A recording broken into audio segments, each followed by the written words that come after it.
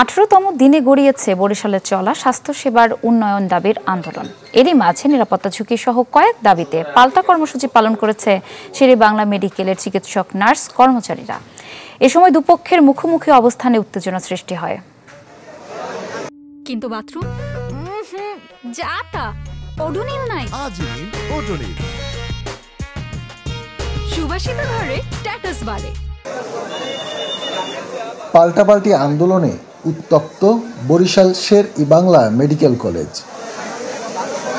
স্বাস্থ্যসেবার উন্নতির দাবিতে গত 5 দিন ধরে হাসপাতালের প্রধান ফটকে অনশন কর্মসূচি পালন করে আসছে ছাত্র জনতা।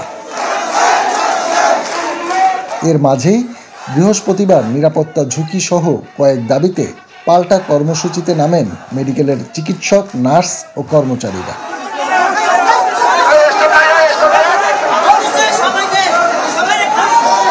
দুপক্ষের মুখোমুখি অবস্থানে দেখা দেয় উত্তেজনা।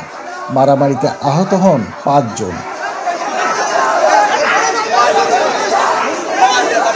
স্বাস্থ্যখাত সংস্কার আন্দোলনকারীদের দাবি, মিছিল নিয়ে তাদের ওপর হামলা চালানো হয়েছে, যদিও তা নাকচ করেছেন চিকিৎসক, নার্স কর্মচারীরা। একটা মক ক্রিয়েট করে যারা অনশন করছে তাদেরকে আইসা পেটানো শুরু করছে এবং ওখানে যারা যারা ছিল তাদেরকে পেটানো শুরু করছে। সম্প্রতি যেটা শুরু হয় সেটা হচ্ছে ধরেন 10-20 জনের একটা গ্রুপ এসে হঠাৎ করে একজন চিকিৎসককে বলে আপনি কি করছেন, ভিডিও অন করছেন, আপনি এটা কেন করলেন, সবকিছু জবাবদিহিতা। আমরা সংস্কারের পক্ষে, কিন্তু সংস্কার করতে গিয়ে, আন্দোলন করতে গিয়ে আমরা যে স্বাস্থ্য সেবাটা দিব রোগীদেরকে, সেখানে যদি বাধাগ্রস্ত হই, আমরা যদি সঠিক চিকিৎসা না দিতে পারি, তাহলে তো আরো বিপদ হইল।